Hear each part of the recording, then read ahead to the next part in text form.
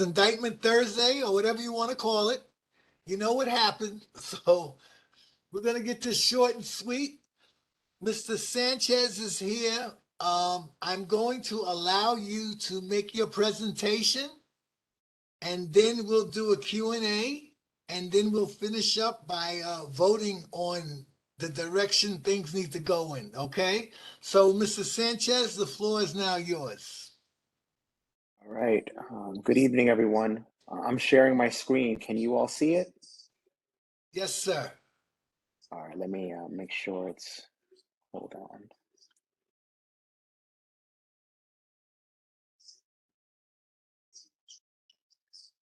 All right. All right, well, good evening, everyone. I'm John Sanchez, Executive Director of the Five Borough Housing Movement. And as what was alluded to earlier, the state budget has not been passed yet. So everything that I'm referring to are topics of conversation in Albany right now. The state budget probably will not be passed for another week or so. So these conversations, this advocacy is still timely. There's still time for your community board to influence the conversation. Now I'll get into the presentation. Five Borough Housing Movement, we're advocating for office to residential conversions to allow housing to be built. This effort came from the New York panel, which was convened by the governor and the mayor earlier this year, realizing that people aren't going into the office 5 days a week. How can we convert some of our business districts to not only business, but residential districts as well? The city of New York issued its own study in January, detailing what's needed on the city and state level to actually make office conversions feasible. Also, the city council passed a resolution calling for the state to implement some type of office conversion program as well. To give context, the Manhattan office market has its highest vacancy rates ever, still. And we're not building enough housing in New York City. There's a housing crisis, and cities across the country, especially in the South, Houston, Atlanta, Dallas, they're building more housing than we are. And where the housing is being built isn't fairly distributed. If you look at this chart, 10 community boards account for nearly half of the housing that's been built out of 59. And when it comes to affordable housing, it's even more pronounced. You can see the Bronx has built thousands of units of affordable housing, especially concentrated near train stations. But you'll see that Manhattan South of 96th Street hasn't kept up with the same pace. In fact, the North Shore of Staten Island has built more affordable housing than the east side of Manhattan. We think allowing office conversions can help ease some of the pressures in the outer boroughs and allow Manhattan to do its fair share. So we're advocating to change the state law to allow more office conversions to happen, allow for the city to determine where it makes sense to have denser buildings, and if there's going to be office conversions, make sure that there's some permanently affordable units as a part of that. Right now, the state law is a patchwork. Buildings built before 1961, they can convert to residential pretty easily. Buildings built between 1961 and 1977, they can only convert if they're in Lower Manhattan. And buildings built after 1977, they can't convert at all. What we're proposing is that the state allow a standard threshold of buildings built before 1990 have the option to convert. It's not a mandate, just gives them the option. In terms of the offices that will convert, it depends. Type 1, these are the smaller type of office buildings. They're typically seen in Soho and Tribeca. Type 2 and Type 3, these are the buildings you're more likely to see in Grand Central or Times Square. These two pictures are examples of office buildings that have already converted to residential. The first one is on 25th and 5th Avenue. The second one is on Water Street in the financial district. This building in the Water Street, it's harder to convert, but it yields a lot more units because it's bigger. And the good thing is that the state has already done a program like this. About 15 years ago, they had the 421G program, and it was only for Lower Manhattan. And it produced 13,000 units, 9,600 were rentals, 3,200 were condos. The big difference is that this had no affordability. This was all market rate condos, all market rate rentals, no affordability whatsoever. What we're advocating for is a new program that would have a percentage be permanently affordable, even when the tax incentive expires. We think this new program could produce 20,000 units over the course of a decade. And I think the important thing to know is that even if the building owner wants to sell the building, the affordable units can't be converted to condos or co-ops. Most of the conversions are going to be in Manhattan, south of 96th Street, but there would be pockets of the South Bronx near 3rd Avenue, 149th Street, Jamaica, Queens, Flushing, Queens, downtown Brooklyn, where some building owners have expressed interest in converting their offices. In total, we think about 200 buildings would convert, less than 5% of all the offices in New York City. The second thing that we're advocating for is a lifting of the FAR cap. Right now, New York City is the only city in the entire state that has this cap that's determined by Albany. It limits how much housing can be built, even if the city says this is an area where we want to put more housing, it has the infrastructure, etc. And this just gives you visuals showing that the FAR cap isn't a height cap. It's really about capping how many apartments can be on each floor. You can have buildings of differing heights, but that's have the same FAR. This next slide shows that there are several buildings across the city, the Bronx, Upper West Side, that couldn't be built today because they exceed the cap. And in fact, more than half of these buildings are less than 20 stories. So if the cap is lifted, the buildings that will get built aren't going to be 40, 50 story skyscrapers. I mean, all of these buildings in this slide, I mean, this building is 12 stories. This building on the Upper West Side is 12 stories. Not too tall for Manhattan. And the important thing to know is that if the state lifted the cap today, nothing would happen. It would have to go through a rezoning process. It would go through the community board review, borough president review, and the city council would have to vote to approve this. This just allows the city to determine where does it make sense to have denser buildings. Also, some other benefits. We think that this could create a lot of construction jobs across the 5 boroughs. It helped boost transit ridership, and of course, more foot traffic for local businesses. This last slide just shows some of our partners. We've received letters of support from Bronx Community Boards 2, 4, 5, 6, and 9, Queens Community Board 2, groups in Harlem such as Street Corner Resources, even environmental groups that realize that this won't solve the housing crisis, but these are some tools that can help alleviate the pressures. That's the last slide, and I'm happy to answer any questions. Okay. I guess I'm going to start off because I'd like to know the effect that this is going to have in the Board 12 region. Just the Board 12 region, based on what you know at this time.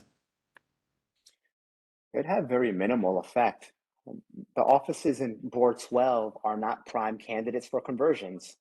For example, the newest office space in your district is the Bay Plaza area. That's pretty prime office space. It's not in dilapidated condition. It's not a prime candidate for conversions. The prime candidates for conversions are older buildings in Manhattan, buildings from the 60s, the 70s, the 80s. Also, buildings that are near transit. So in terms of construction, no impact. In terms of job opportunities, there could be significant number of constituents that work on these construction projects and conversion projects, or even working as building service workers. And also, some constituents in Board 12 may want to apply for the affordable housing lotteries in these buildings. So they would have that opportunity as well. So that would be the main impact. Okay, thank you. I open the floor up. Any questions, comments from the members on this call?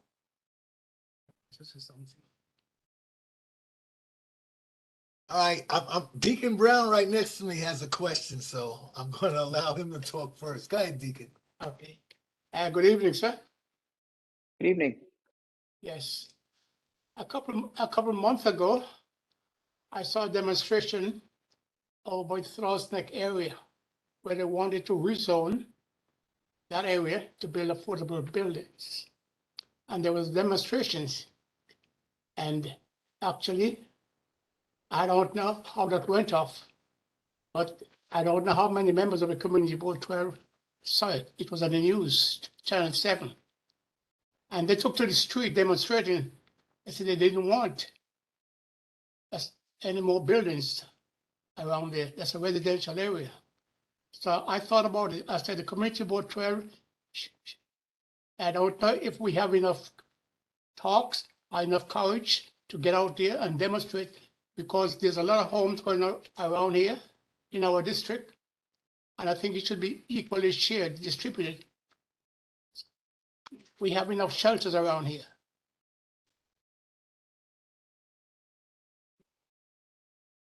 I agree. Every neighborhood needs to do its fair share, and Manhattan shouldn't be excluded from providing affordable housing. Affordable housing shouldn't all be in the Bronx. Manhattan needs to do its fair share, and we think with the office conversion program that can happen. And another important thing is if the FAR cap is lifted and the city goes through a rezoning, every rezoning requires a percentage of affordable housing.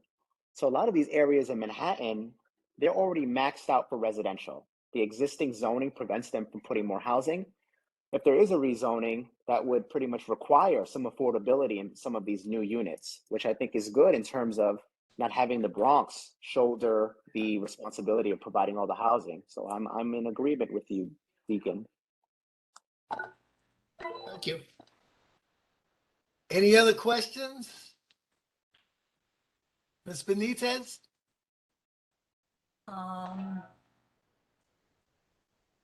Go on to Luke. Luke had a question. Go ahead, Luke. Thanks. John, one thing that you mentioned in this presentation is that allowing Manhattan to be able to build more housing would reduce pressure on the outer boroughs. Can you explain what kind of pressure you're talking about? Well, we understand that Manhattan south of 96th Street is very expensive. And when people get priced out of Manhattan, they start going north. So they start going to the South Bronx, they start going to the Central Bronx, they start going to downtown Brooklyn, start going to Queens. Because they're looking for housing they can afford. They can no longer afford it in Manhattan. All the affordable housing shouldn't be concentrated in the Bronx. If some of it is more in Manhattan, that reduces the likelihood of people saying, okay, you know what, I can stay in Manhattan. I don't have to move uptown or move to Queens or move to Brooklyn. So that's what I meant in that statement. It sounds like you're saying that by allowing Manhattan to build, housing right near where a lot of people work, you're reducing the risk of displacement in the other boroughs. Is that what you're kind of saying? Or is that accurate? Some would say displacement. Some would say this and gentrification. I'm just saying people are less likely to move uptown if they can stay in Manhattan where they want to be. And if there's affordable housing in Manhattan, that makes it easier. I mean, think about it right now. If you go on the New York City housing lottery right now for affordable housing, very few developments are in Manhattan south of 96th Street. So as a result, if you're looking for affordable housing, you're going to be in the Bronx. So you're going to have a bunch of people clamoring for a few units in the Bronx versus if a lot of it is in Manhattan, which can sustain a huge amount of population, the housing pressures are a little easier in places like the Bronx. And one other question, if I may, when you say that, like with these rezonings, there would be a required amount of affordable apartments. Does that what does that mean in like a physical sense? Like, are these apartments like separated? Like, oh, in this building, this is where the affordable apartments are. This is where the market rate apartments are. like what does it look like to live in one of these buildings that has been rezoned? Yeah, so I'll touch on the first piece. When it comes to office conversions, the governor actually specified that the affordable units have to be on the same floor as the market rate units. That's in the legislation, and the state Senate approved and is in agreement on that. The legislation also mandated that the affordable units have to be the same type of mix as the market rate units. So, for example, you can't have a bunch of 2 and 3 bedroom apartments that are market rate and then have all the affordable units be studios. The affordable units have to match the unit makeup of the market rate units. In terms of the rezonings and the affordable units for that, the city has the same process. They don't allow the separation. They have to mix the units in between, market rate and non-market rate. So short answer is the city has a provision to prevent that. Before, the state and city did. They would have separation where the affordable units were on one floor, different entrances, but the city and state, they've corrected that. I think within the last decade, they've corrected that. Okay. Who's You have next? another hand raised. You have Alfredo.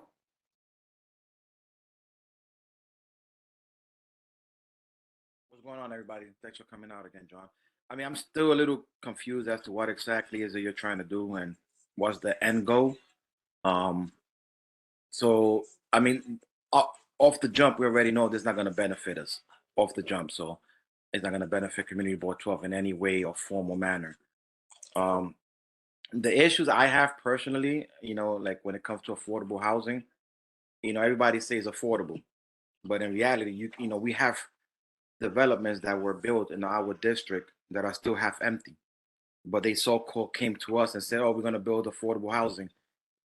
So I mean, I just I don't understand what is he trying to get at. What's your end goal? I mean, what are you trying to accomplish with all this? And again, it's not going to benefit us. So it's like, why should we give you a letter of support if it's not going to benefit us? You see what I'm saying? Now, if you're going to tell me, okay, it's going to benefit us in this way, then okay, I'm all for it. But in reality, what is it doing for us? Manhattan is a different animal. They have their own way of doing business over there. They really don't care about providing affordable housing because the developers got money. They really don't care whether they got to do mandatory inclusionary housing. They really don't care. They'll just build straight up what's permitted, and they'll just sell rent the apartments at affordable rates. One thing you did say that makes sense, which is kind of interesting, when you said that you know moving forward, the apartments that are supposed to be affordable have to also be the same type of apartments that are for low income. When they build the Copper building downtown by the FDR, that building was supposed to be, again, it's the same situation, affordable and market rate. Not only did they, how can I say it?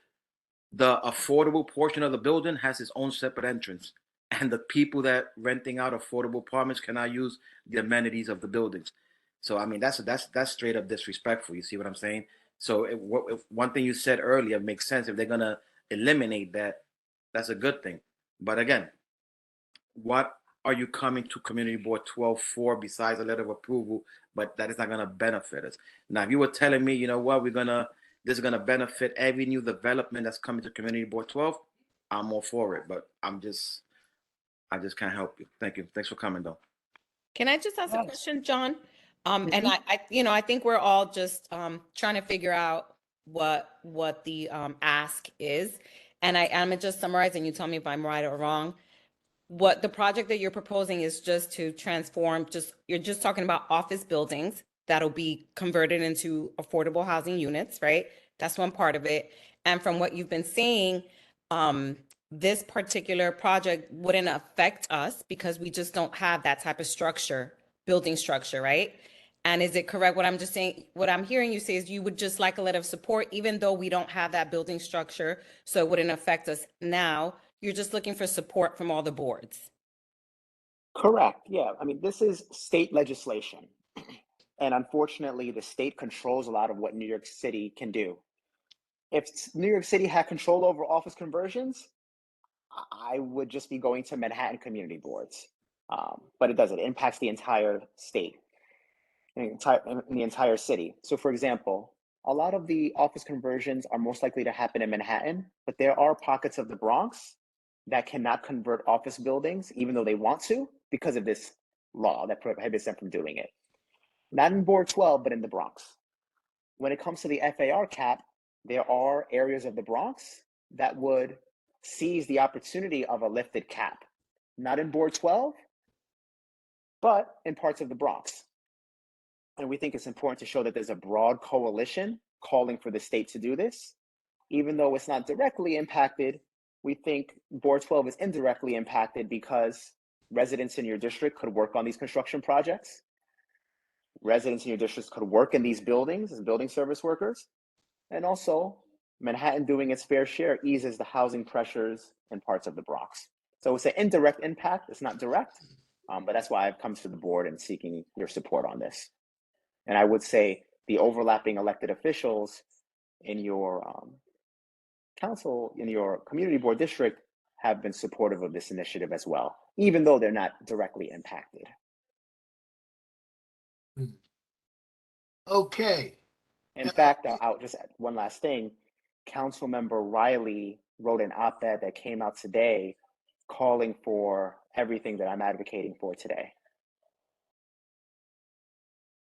Oh, that's interesting. Okay. Anyone else? Ted James, John Isaac? What's his name? Robert Hall. Yes. I listened to the presentation this week, and I also listened 2 weeks ago when that gentleman was here. I honestly think this is something positive for the city, although it does not impact the Bronx in as much as we would have liked. I think a letter of support is in order. And this is one of the projects that I support, and I don't support everything that comes to this board, but I do support this one. Thank you. Okay, thank you. Anyone else have anything to say? So this is John Isaac. I also support the letter. Rob, Yes, go ahead, Ms. Benita. I'm just going to brush you up on your procedure. You have a committee, and if you're going to get a recommendation to the to the board, it needs to come directly from the committee and not the individual board members that are here. And as far as I can see, just looking at the screen, it's you, Deacon Brown, and Alfredo is your committee, and as ex officio, Beatrice Coronel can be part of your vote. So as you're going forward, I'm just letting you know that. Thank you. You're welcome. Thank you. Well, since the presentation has been concluded, and we have some keen observations from some of our executive board members, we can now go ahead and vote. So I'm going to start with Alfredo Figueroa. So say you. Should we send a letter recommending this or neglecting this? I mean, I vote nay, personally. Thank you. Deacon? I vote nay.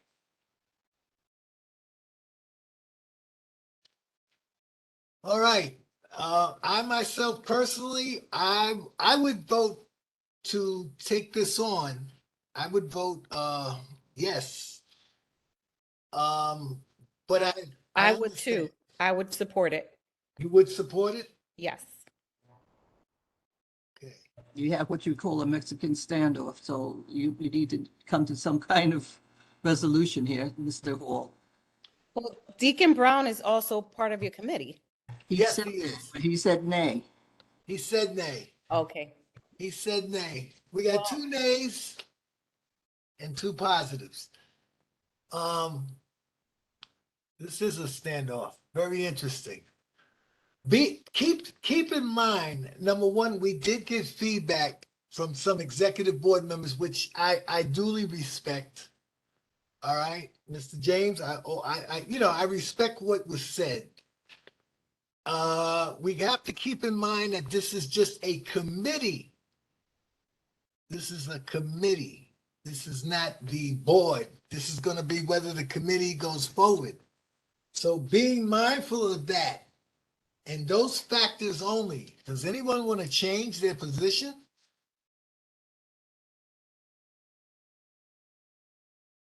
I look at Alfredo Figueroa and I'm like, either way. You know what? I mean, you guys know, you guys know where I stand. You guys know how I feel about this stuff. You know what I'm saying? I mean, no disrespect, to brother man Sanchez. You know what I'm saying? But I mean, I know you're trying to do the right thing and stuff. You know what I mean? I mean, I'll change my vote to yes, but I mean, just FYI, especially you being from a different community board. I mean, a lot of board members and a lot of people from the community don't really understand this whole zoning and all this other stuff. So just FYI, moving forward, when you go to give presentations, just try to break it down like that people understand a little bit more. You see what I'm saying? It's again, I understand zoning. I'm a code and zoning consultant. I've been doing that for 29 years, so I know exactly where you're getting. I know exactly what you're trying to do. Is it going to work? Maybe, maybe not. But just try to be a little bit more clear to other, for people to understand a little bit more, and you will definitely get more votes. But I'll change it, John. I mean, Rob, Chair. I'll change my vote to yes, and I really don't do that, and I'll support the letter of recommendations for Mr. Sanchez to proceed with his endeavors. Thank you, guys. Alfredo, Thank you. I have a quick question for Alfredo. Go ahead. Do you see any like negative? Hold on. So, okay. Do you see any Do you see any negative ramifications for us going forward with this? No, not at all. There's nothing negative about it. And that's what I was trying to explain to Mr. Sanchez right now, that he's got to be a little bit more clear when he gives his representations like that. People can understand more. There's nothing negative about it at all. If there was, I would have not changed my vote. What I'm saying is just being a little bit more transparent for people to understand a little bit more. Community Board 2-1 down in the South Bronx, they understand a little bit more. There's a lot of developments going on over there. A lot of the office buildings over there were converted from offices to residential. As of right, they rezoned that whole area. That's different. Up here, we would never have that because we don't have those type of buildings like the ones Mr. Sanchez was referring to. So not at all. No negativity or negative impact on us at all. Okay, thanks. I just want to make sure that we're in safe grounds. Yeah, no, I feel the same way you do. The only thing that's beneficial as far as this is concerned, from what I've heard, is the possibility of getting employment for some folks who are in desperate need in the construction industry. That's what I'm getting from what I've heard. And other than that, it does not affect the ebb and flow of this particular community board district in its entirety. But it's good to look at things from the different avenues that were presented. So I totally see just what is going on. All right. So that being said, since we have one nay and 3 yays, all right, the opportunity passes, and the housing committee will submit a letter of support regarding Mr. Sanchez's request. Correct yourself, it'll be going to the board for the letter of support. Well, the board, Mr. Hall, sorry Yes. to intervene. I think this was the issue that Mr. Sanchez had when we had the full board meeting. Yeah. We had an issue with time. So Yeah. that's why I think the board agreed or emphasized for Mr. Sanchez to come to the committee. And if correct me if I'm wrong, Mr. Sanchez. And Yeah, no, you're right. The committee gonna write the letter of support, and if he has time, Okay. then we'll bring it to the board. Okay, but I think, John, you said that the letter of support from the housing committee will be good for now. I know you mentioned something like that. Yes. Okay. Because we thought the budget would be passed tomorrow, but it seems like we may have a few more days. So it works to get the letter from the committee. All right, It's guys. actually Take what helpful. you can get. Take what you can get right now. If we're gonna give Oh, you yeah. support, take it. yeah, okay, we're all in agreement. The housing committee will Yes. submit a letter of support, and we'll go forward from that point on. Mr. Sanchez, I want to thank you. All Yes, right, thank you and I all. want I to thank all appreciate the it. members on this call just for taking this time to express their intentions regarding this matter. All right? Thank you all. Have a great night. I really appreciate it. Yeah, Bye. and listen, if there are not any other questions, we're going to adjourn this meeting at 7:34 p.m. Meeting adjourned. And Madam Chair, I will forward to you a letter of support. The whole, sorry. Yes, sir. I think somebody's putting or writing something on the chat. I don't know if it pertains to you. It's about Last Stop Bar and Grill. That's the wrong committee. Oh. Well, somebody take note of that. No, I got it. I got it. I'll speak to him. Okay. All right. So Sorry. that being said, at 7:34, we will adjourn this meeting. Thank you, ladies and gentlemen, for joining. Mr. Hall, you don't take a motion, right? No, to close? No, Close? Okay. we won't need a motion as far as this is concerned. Okay. We have the direction in tow. Thank you all. Okay. So thank you very much. All right. And have a good evening, ladies and gentlemen. Good night. Good night. Everybody. Good night. Good night. Good night. Good night. All right, I'm gonna stop recording.